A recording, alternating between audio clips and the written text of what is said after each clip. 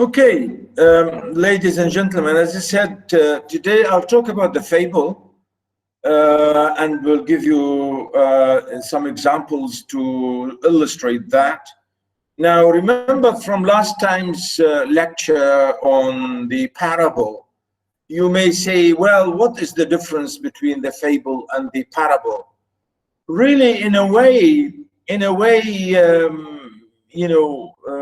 parable could be taken from mostly religious sources, religious texts, as examples to follow. If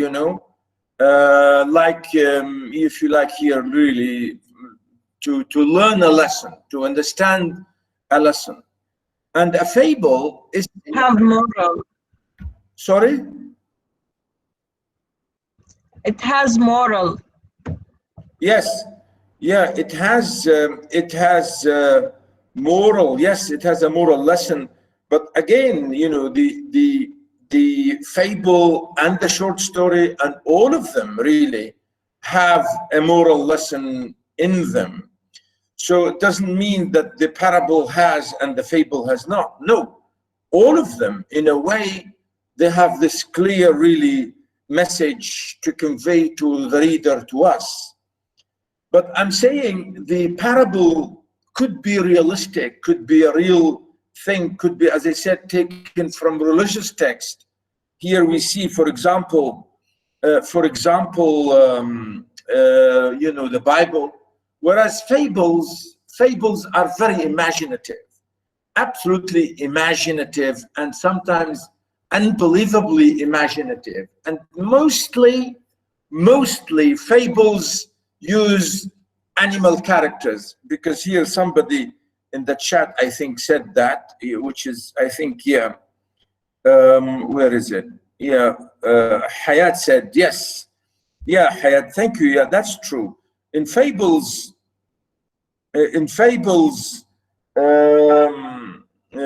mostly we have animal characters, really animal characters. Somebody asking, can you hear me, boys and girls? Can you all hear me? Somebody saying, I don't know, maybe. Hear Doctor clearly. Yeah, good, very good. Okay. Now, in fables, as I said, I will stop sharing now because I want to go back. I don't want to lose the connection. So look on in your own, items and the text that I sent you, the portable, if you like, file here. And I give really examples of the fables. As you see, really, fables are mostly about animal characters, very imaginative characters, could be about any other characters, really. But mostly fables use animal characters. Unlike the parable, I said parable could be realistic, and it uses people and so on. I mean, in a novel or a short story, because you see, what's the difference between a fable and a story and a parable? This is the idea here. I'm trying to draw the difference. So fables mostly very imaginative, and they use animal characters, and they are very short, very small. A fable could be 2-3 lines, could be 5 lines, could be 1 page, could be 2 pages. Very short. Fables are very short and very edgy. They are really sharp. They say something very clear. And we really have so many, maybe in Arabic culture or Arabic literature, you may have this like that. But here in our, for example, course here, I go back to Aesop, who is the first originally Greek fabulist and storyteller, who was very well known for his, we say fables. A number of absolutely, I don't know, even the name Aesop in Arabic we call Al-Ya'sub, and I don't know if Ya'sub is a real figure or not. Aesop could be himself is a fictional name or a fictional character, because these stories, these fables could be done by society, really, by many people and many authors, and we don't know for sure. Absolutely, we don't know for sure whether they are really done by one man or not. So here I go back to the Greek, if you like, origin, and go back to Aesop. As you can see here in the notes I sent you, he was born 620 BC, died 564. And he was really, in a way, as I said, could be, as I say, could be a fictional figure, really. So that's why here I say, although his existence remains unclear and no writings by him survive, numerous tales credited to him were gathered across the centuries and in many languages in storytelling tradition and so on. So here really we are saying, and it's not really me only, I got this from so many, I've seen this in so many references and online references. They all say the same thing. So many of the tales are characterized by animals and inanimate objects that speak, solve problems, and generally have human characteristics. As I said, I think, Ibn al-Muqaffa and could be Ibn Battuta, or mainly Ibn al-Muqaffa and Khalil wa Dumna, and all these people use the same thing, like these imaginative, really amazing animal stories. So the fables attributed to Aesop were actually composed over the course of many centuries. Aesop is a semi-legendary figure. So I go back here to see about, Aesop's origin and so on. So really, you can read this in my introduction here. I don't need really to read it for you again, because I think it's clear. There's a little bit of biographical reference to his life and to his time and so on. So the story is told here by this figure, or the historical Aesop, appear to have been a mix of legends, myths, and political parables. You see, so this is the idea. They are really a whole mixture of things. I say legends or mythologies or myths, and even I say political parables, in a sense. So even in antiquity or in the old days, however, it was the fable, and in particular animal fable, with which Aesop became most closely associated. So this is it. So all the time, really, here we always associate the word fable with animal characters, and that's the main branch of fable. So here really we say he wrote, or we have more than 100 animal stories are now attributed to him. As I said, really we are not sure whether it was him or not, but anyway, Aesop himself was probably responsible for a few of them that bear his name. He never wrote a book, but as I said, the collections and the publications of all those, was done later on after he died. His stories belong to the to the oral tradition. Oral, because before writing actually started. So many, actually, I should tell you, many of the Greek literature and drama and poetry was oral. Like in our Arabic tradition, in the time of our poetry and al-mu'allaqat al-sab' in Arabic, they were all oral. They were not written. They were written later. So that's why they were recited directly, in a sort of, as we say, really by heart.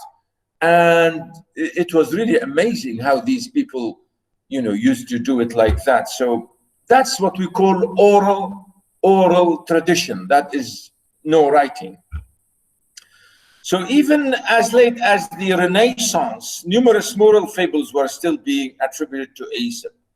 Many of the fables that later ages believed were written by Aesop were actually the work of Demetrius. Again, we are given more names of these people, and I don't care about these names, really. Don't worry about the names. Just other Greek and maybe, as I said, Greek or Latin, Roman writers, doesn't matter really. I don't care about the names, to be honest with you. But just to say here that there were other people who did this, and maybe these stories are done by them. So that's the idea.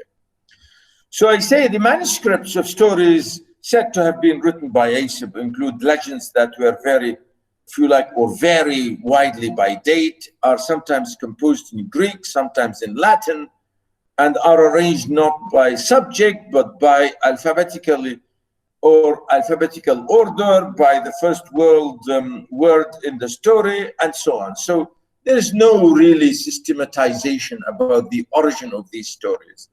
But that's not very important for us at the moment, really. We just to get the idea about the meaning and the implications of fables.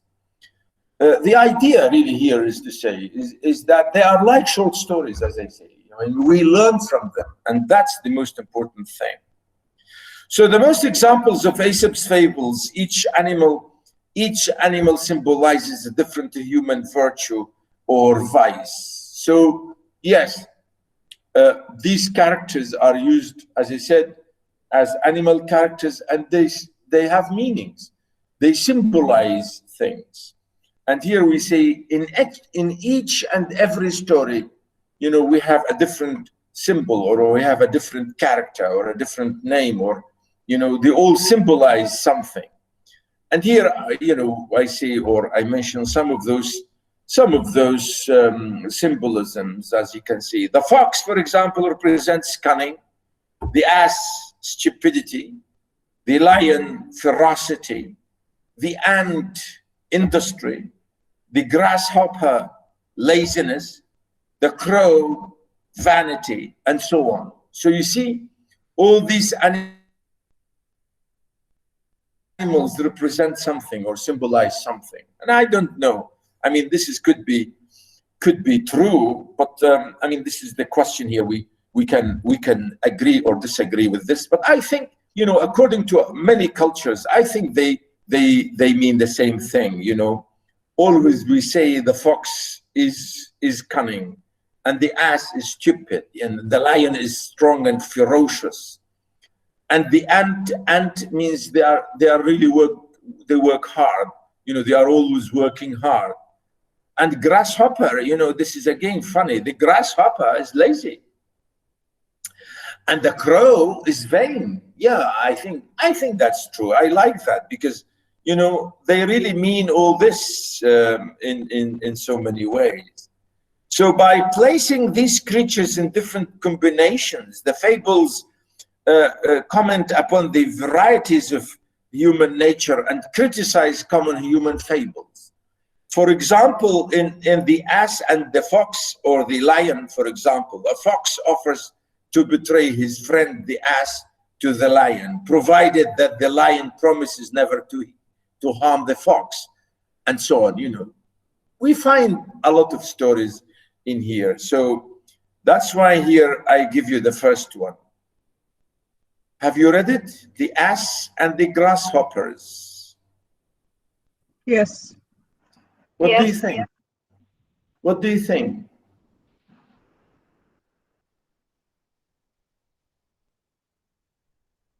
What do you think the story here is telling us about what? As you can see, it's very short, very short. Okay. What do you think? What did you laugh, or did you think this is funny, or this is crazy, or this is what? What do you think? I think it's funny, and I feel to some extent pity for this ass, because he believed what the grasshopper told him, and he died. I like the way. Yeah, let me see who's the speaking. Who was speaking? Me, Bismillah. Yeah, Basmala. Thank you very much. Yes, Yeah, I like the way you say he for the ass or the donkey. It's good you gave him a person's pronoun. Yeah, well, it's funny, isn't it? I mean, yeah, I agree with you totally. We feel sorry for again, as you say, for him. But really, it's quite interesting to see this. Um, it's quite funny in a way to say that, because as you know, we understand that you know, dogs, we all say sorry, not dogs, I mean donkeys represent this absolute, you know, stupidity, isn't it? And they, as if to say, you know, they are foolish and they are fools or whatever. Of course, it's, you know, it's a myth. Yeah, I mean, that's true. But in real sense, here you can see the story really. It says, um, um, yeah. What else can you say about it? I mean, why do you say? I mean, you say you feel sorry for him. Let's say, let's agree to say for him, not it. We feel sorry for him for the ass. Why? Because we say he believed the grasshoppers. He's stupid to believe them. Or do you think they knew that he's donkey and he will believe them he's stupid and they were laughing at him?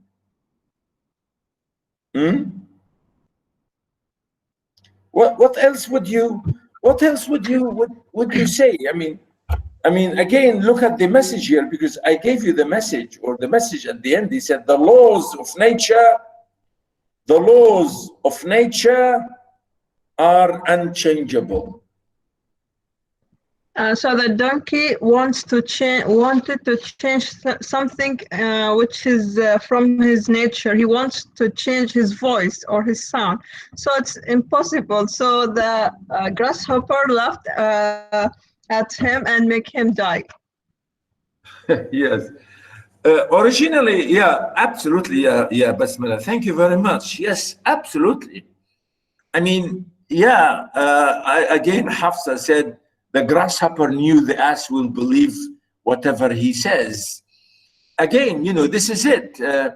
I mean, the grasshoppers were mocking the donkey, whereas we know that the donkey. I don't know. I'm taking well-meaning. Just a second. I'm looking at the attendance, and it's only taking 15 people's 15 people. I don't know why you want not the rest. I will try that again and to see what's the problem. Anyway, the idea really here is yes. The idea, the message here really is to us, isn't it? The lesson for us, what? The lesson is what? The writer is trying to teach us about satisfaction. The sorry, the Satisfaction. satisfaction. In what sense? What do you mean? Yeah. Who said Marwa? Was it Marwa? Yes. Yeah. What do you mean by satisfaction? الرضا. I know, but in what sense? In what sense? Can you elaborate a little bit? Can you explain a little bit? Because the ass is wanted to change his voice. Yeah. Yeah. Yeah. Do you think people could be like that if you are not happy with what you have, if you are not happy with what you are, if you pretend to be somebody else and you can't be that somebody else, would you think that you will succeed in impersonating and becoming someone else when you are not? You know, if you are trying to, really to assume somebody else, or to take the position of somebody else, or to really, you know, we have somebody said we have a proverb in Arabic that suits this fable. Ya Anfal, what is it? Anfal said we have a saying in Arabic. Yeah, what is it, Ya Anfal? Oh, Anfal said, رحم الله امرئ عرف قدر نفسه. Yes, absolutely. Yeah, I think that's true. رحم الله امرئ عرف قدر نفسه. Yes, absolutely. You know, people, I mean, this is the message out of this, isn't it? I mean, this is really the message that, yeah, I mean, people should be happy with what they have. People should be happy with really with what they are. And don't look too high on something which you can never have. You know, here really that's the message here. At the end of the day, that's the message that the donkey, you know, felt and believed that he could be singing like this, you know, which is impossible. And that's the sad thing about it, that the donkey, you know, because he's stupid and because he's donkey, you know, and he's a fool, and he believed them. And that's why they wanted to make a joke over him, and the joke really worked, and the joke really led him to his death, which is again really funny and tragical. You know, this is the idea, and really this is the question here. We say, you know, poor donkey. You know, he believed all this when we know that this is. You know, this is not possible or impossible to happen. Yeah. So really, this is the question here. Yeah. Also, I think that the death represents the that your real character or your real personality will die if you want to pretend like others. Yeah, absolutely. To be like somebody, or to be somebody else, or and so on. Yeah. So you lose your own identity. Yeah, absolutely. Yeah. I agree with you, Ya Rahma. Thank you. Yeah, absolutely. You will lose yourself. Yeah, when you try to imitate and impersonate and blindly imitate someone, and you can never be that someone, and you will. Even when you spend time rehearsing and trying, but it will not work because that's not you. It's not you. You know, this is the idea. Really, that's the idea that that the message here we should learn as people. The moral lesson, as we say here in the story, it says, you know, the laws of nature are unchangeable. You can't change your nature, and that's the idea. قوانين الطبيعة لا تتبدل. You know, this is really the idea. قوانين الطبيعة لا تتغير. That's it. You know, a donkey is a donkey, no matter what. And really, this is the idea, really, the lesson here. And as I said, this is a good thing for us as people, because we should learn. If you are like this, you know, what you are in your character, whether you are good or bad or whatever. I mean, hopefully, if you are bad and try to be good, yeah, hopefully you will succeed. But I'm saying sometimes if you know, pretend that you can do this and pretend that you can achieve this, but you see, you can never, because you know, it's not in you, it's not in your nature. And I think this is the idea. And I think all of you really here, in a way, who participated in this, yeah, you know, Taiba said, yeah, you know, be yourself only. Yeah, exactly, you know.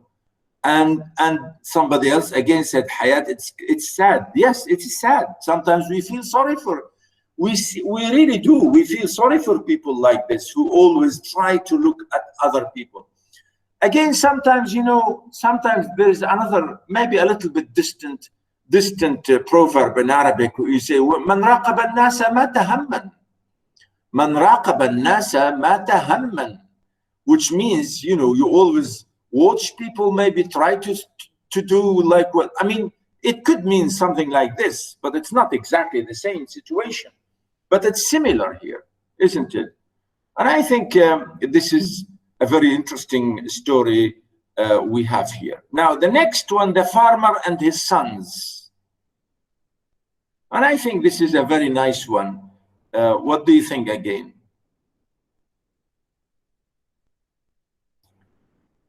You've read it, huh? Yes. What do you think? Yes, Doctor. What do you think? Well, I think that when they work together, they symbol a unity and the strength in the unity.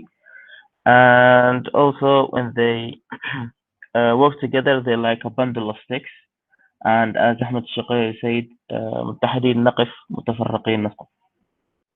Yes, exactly. Yeah, thank you very much. Yes, yeah, Hamza. Balqis also wrote in the chat, said something nice. She said, I think we can imitate somebody by using our special features, which reflect our personality, but not go through blind imitation. Yes, absolutely. I like that. And I think this is exactly what I mean. Yes, absolutely. We can learn from somebody. We try to learn and to maybe improve ourselves and improve our personality if this is something. It's not really something that, you know, you can get by education or by imitation, but sometimes we do. Sometimes we do, and that's really the problem, or if you like, the idea here we are trying to understand. Again, Safa said, also the hard work is the real treasure in our life. Yeah, for the next story. Yes, absolutely. Because here, I think here the parent, the father, I mean here, remember, this is the father who asked his children to do this. And as you can see, it's really very interesting. Because I think the father was so intelligent to maybe to fool his children. Maybe. The idea really could be, if the father left the thing here like this, without telling them like that, maybe they would neglect the farm, they would neglect the land. But you see, because he knew his children, and I think there are many parents, or there are many you know, people who may feel the same. You know, in a way, you have to fool, you have to encourage, you have to do some tricks in order to make your children work hard. You know, sometimes we do that. Sometimes, you know, we promise them to do something, and we will, you know, reward them and so on. Again, Hafsa said, and Basmala again said, the importance of industry. Hafsa said, what the father did is a typical father's move. Absolutely, yes. Yeah, Hafsa, absolutely, that's correct. Because that's what we fathers do. We always encourage our children, even if we tell lies here. Because here you may say, but the father knows that there is no treasure in the farm. But we can say, well, maybe it could be a white lie, isn't it? If you accept that there are white lies. You understand? So really the father here did it for their good. And as Hafsa and everybody, I think here, Balqis said the same thing, and Nada. Yeah, absolutely. Yes. Hard work pays off. Yeah, pays off. Yes. And yeah, I mean, the father, I think we understand, and we never blame the father for what he said, or we don't say it's a lie, because he didn't lie in a way to do something to his children. it was his own way of maybe tricking them and maybe, you know, encouraging them to work hard, because through searching for the treasure and thinking that they will find the treasure, but the treasure is not there. So by doing so, they have already, you know, plowed the whole ground, plowed the whole field, and did a great work, a great job. And that's the end of it. And that's really what the father wanted, is that they would always look for the treasure, and they would always have a hard, really, of course, a very good crop at the end of the day. You know, this is really the idea. Balqis again said the real treasure is hardworking and cooperation. Yes, absolutely. And Taiba said, whatever you get after effort, you will feel its value and preserve it more than what you get without any fatigue. Yes, absolutely. Yeah, Taiba, I agree with you. Absolutely, yeah, because this is it. Because at the end of the day, when you get something really valuable, you feel the effect of your work, and you feel that you are rewarded. You tried hard and hard and hard, and then you receive the reward. And the treasure is of course, as we know the story here, it has the message itself, as you can see. Really, industry is itself a treasure. It means the hard work, the real work is the treasure, nothing else. There's no treasure inside. There's no treasure in the land except to make them work and work and work all the time. And really, this is the idea. The beautiful crop that they get is the meaning. And you can see here, that's the idea, really, you know, and that in their industry, had they found the treasure, you know, again, the question here we can ask all the time. And I think this is a great story or a great fable here. It teaches people, as you have all been saying, really, you know, it's very good the way you are here sharing with me and participating. Really, this is it. I mean, you get the message and you got the idea correctly. So yes, again, Hafsa said he wanted them to see the bigger picture, the real meaning of treasure. Yes, absolutely. Absolutely, I like that. Yes, absolutely, because that's the meaning of the whole thing. Really, this is the idea behind that. And I think that's really what I can say about it, because I think it's very clear. The second one, or the last one, again, which is, again, it's funny. Really, it's funny in a way. The fox and the grapes. The fox and the grapes. Again, what do you think?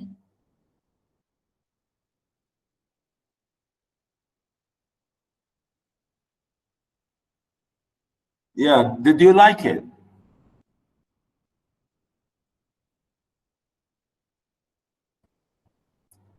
Yeah?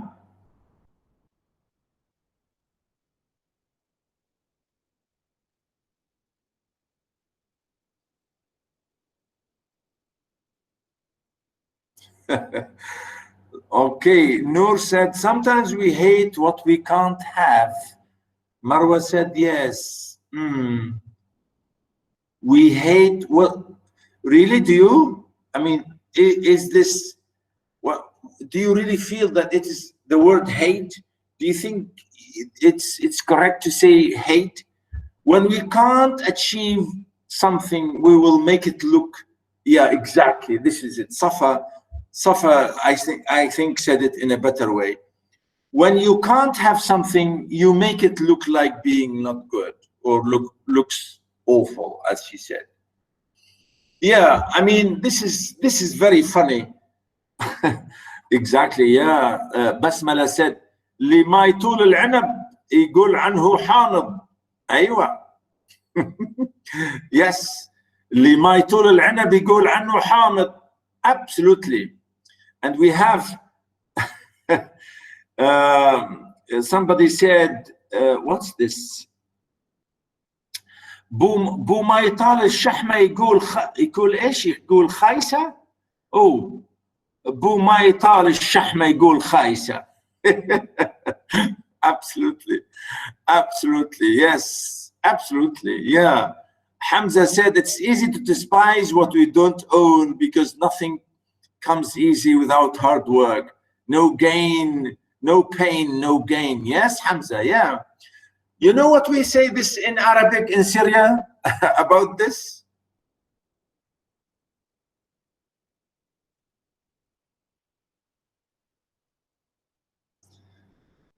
Somebody again said the fox convinced himself that it's not worth it. That's Hafsa again. When it's nearly, he just gave up. Again, Bismillah. And yeah, you know, we say something really funny. We say, هذا حصر من رأيته في حلبة. هذا حصر من رأيته في حلبة. في حلب. Which means, you know, grapes before they become ripe, grapes before they become ripe, when they are still young, we call them husrum. And husrum really is very sour, hamid, as you say. Many of you said the hamid. And when it's really young, it can't be eaten because it's very sour, right? And could be bitter even. And that's why really here is the saying in Syria, we say this, and we use the word Halab because it's a city in northern Syria, as if to say, oh, this is something I've seen before in the past.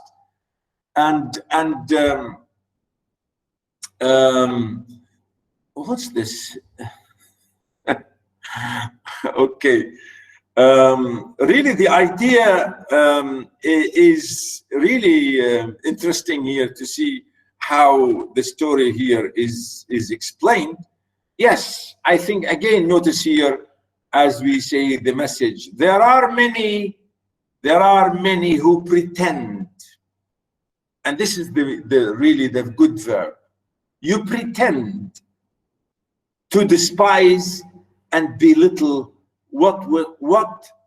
and belittle that which is brought beyond their reach. You know, even Basmala and everybody else, we have another funny saying in Syria. Do you want me to say it to you?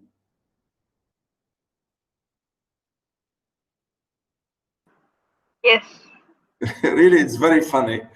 It's really very funny. We say عيني فيه وتفوه عليه. Do you understand? عيني فيه. Yeah. It's amazing.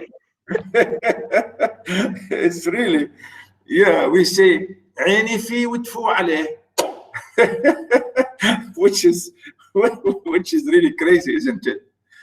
Yeah, I mean, we in Syria, we are funny in a way, but this is it. Really, it's amazing. And yes, I think that's the idea here about this story. And I think that's the idea when you say we pretend. You pretend to despise, but really you don't, because you're pretending. But you pretend because you can't have it. You know, that's the idea. And I think this is a great story.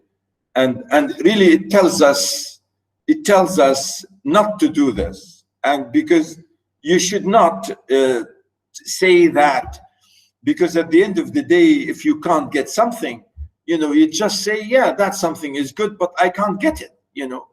Why don't you admit it? You know, this is the idea. Really, this is quite interesting and nice. I will give you another one and then I will let you go, because somebody asked for an early leave today. I will give you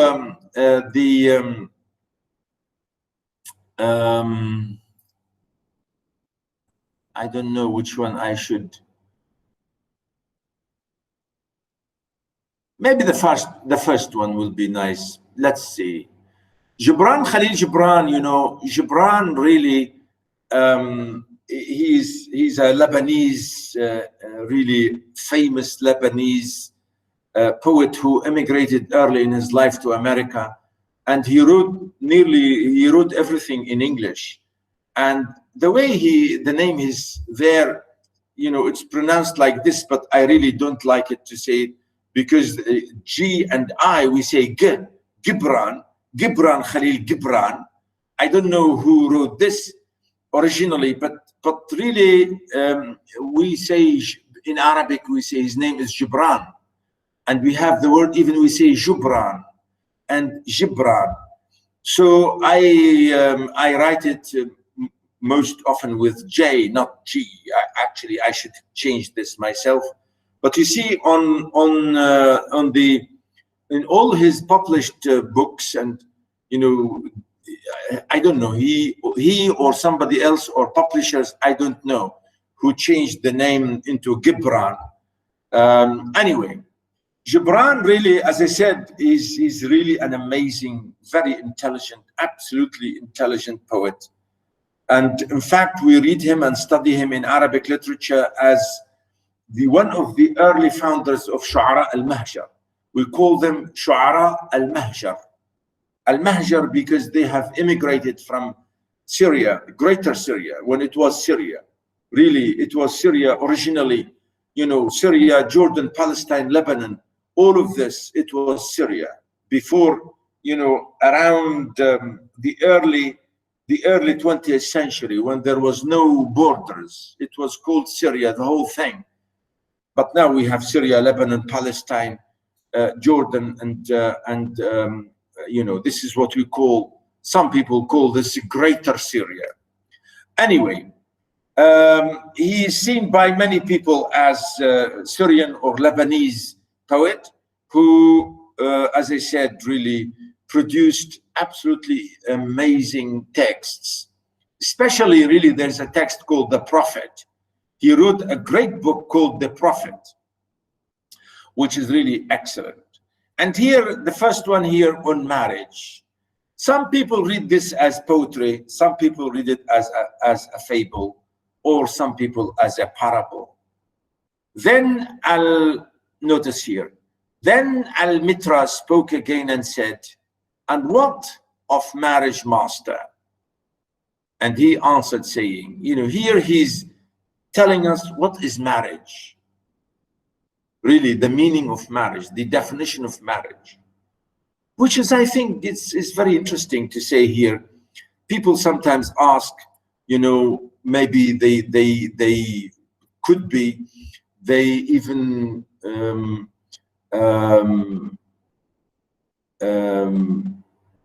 probably asking so many questions like that, and people even don't understand the meaning of this, if you like, about it. Now, here, I don't know, somebody said, you've read this before? He said, you studied this at school, did you? Basmala. I mean, we have studied about Jibran, Khalil Jibran, and some of his poets, and شعراء المهجر and أنواع الشعر وهذه الأشياء. Yeah, absolutely. That's good. Very good. I'm happy to hear that. Yes. And again, yeah, Amfal said, I've read The Prophet. Very good. Very good. Yeah. Very good. Balqis said, yes, we studied this. Yeah, okay, good. Hamza as well. Yeah, well, that's nice. I'm happy to hear it, really. And here I'm just really including this just to tell you that he's a really famous man to talk about, you know, to think of as a fable writer. Notice, you were born together, and together you shall be forevermore. You know, this is, you know, remember, he is defining marriage, the meaning of marriage. And he said, you know, could be anybody who is married, or could be anyone. Hopefully you are all going to get married, inshallah, and you'll have children and so on, and families and so on. So really the idea here is saying you could be, you know, to everybody who reads this or who listens to this, or to all people. You were born together, and together you shall be forevermore. You shall be together when the white wings of death scatter your days. Hey, you shall be together even in the silent memory of God. But let there be spaces in your togetherness. And I think I like this. There let be spaces between your togetherness. Yeah, Basmala, what's that?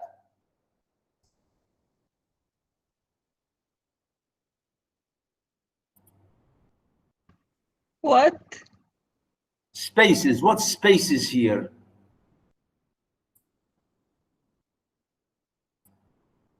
He said, as you can see, notice, let there be spaces in your togetherness.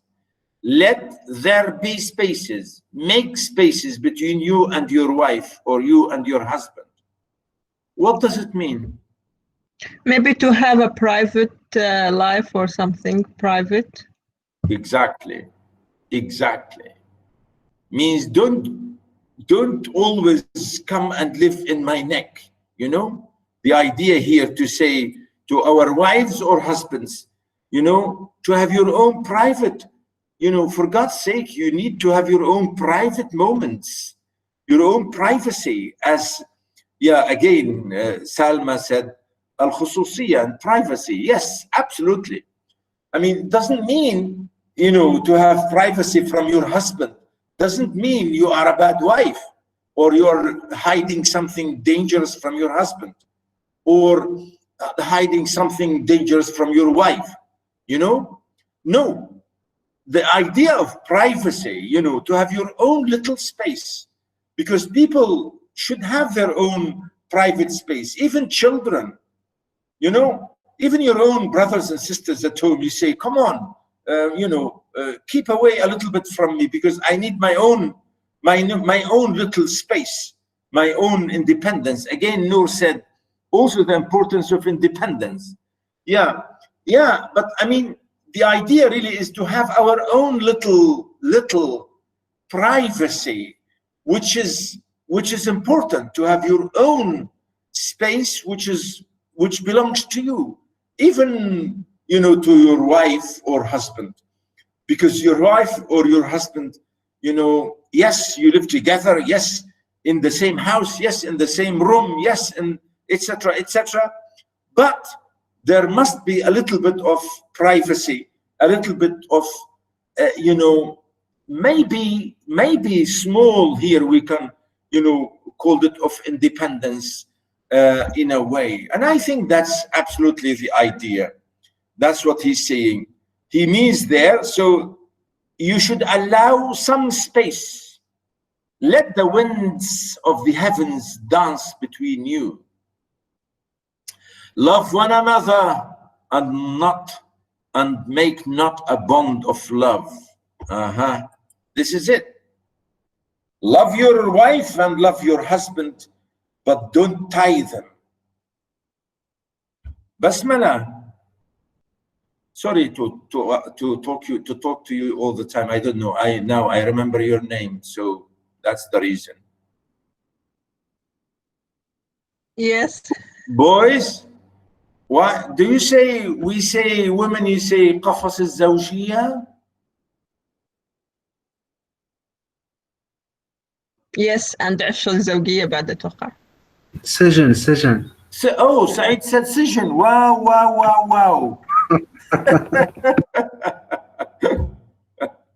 Well. Yeah. Why we say قفص? Why we say قفص? For God's sake, like putting a bird in a cage? Are we caged when we are married? Well, any comments? Really, this is the idea. The poet here really is saying we should not make people feel that they are caged. We should not make your wife or your husband as she or he is being caged. You should not tie them in love.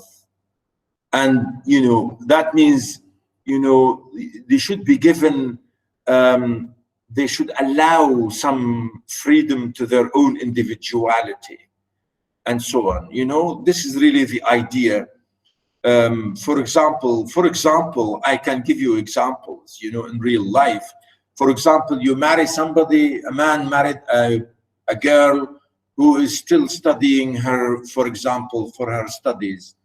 And he say, no, leave your studies because I don't want my wife to go out. Okay? Now, in this way, you are really destroying your wife's, for example, maybe you don't agree with me, it's up to you, but this is the idea. You know, we should not tie down our own partners, whether a man or a wife. You know, this is the idea. Let it rather be a moving sea between the shores of your souls. You see, he's giving you a space, and he said like a sea. And I think maybe this is, I don't know. Fill each other's cup, but drink not from one cup. What? Sa'id? Yeah, Sa'id? نعم. Do you drink from the same cup with your wife? I'm not married. I know you are not married. I know. Yes, I would. Yes. Will you drink with her from the same cup? Yes, if there are no other cups. If I had to. If I had to. Well, you know, this is funny. Well, people, some of them are laughing, and Salma said, in our society, maybe we get this wrong. Exactly, you know, this is the idea. You know, to say here, really, the idea he's saying, even if you love, even sometimes, you know, we say, if you are eating in a table, for example, you know, you kids, you are eating in your table, and you have a loaf of bread in front of you, and your brother or sister got a bit of your loaf, you say, hey, don't eat from my loaf, eat from yours, or something like this. And, you know, here the idea, if no matter how much you love your wife or your husband, he's saying, give them their own sort of, you know, he's using the word cup. He's using the word really cup to mean, you know, don't interfere too much with your partner. Give one another of your bread, but not eat from the same loaf. This is it. اعطي الرغيف لشريكك لكن لا تتقاسمه معه or معها. But we say, if this is the only piece of bread, then we have to share it. Yes, I agree with you. But really here, he doesn't mean this. He means give her or him, again, a little bit of space and a little bit of freedom. Sing and dance together and be joyous, but let each one of you be alone. As you can see, really, the whole thing here is about individuality and about independence and about the beauty of individuality and independence. And really, it's to do with trust, absolute trust, and really love, the real, etc. Again, you know, he's saying, again, the last one, I think, you know, and the oak tree and the cypress grow not in each other's shadow. You know, this is really the very nice idea, really, again, if you like, you know. So like here, he's comparing the man to the oak tree and the cypress tree to the woman. No tree should grow in the shade of the other. You as a wife, don't use your husband, or don't stay always in the shadow or in the shade. And in the same thing as a man, don't always depend on your wife and take her money if you don't have money, and so on. You know, really the idea here is the question of absolute mutuality and understanding and independence and so on. Really, this is a very nice message to all of us.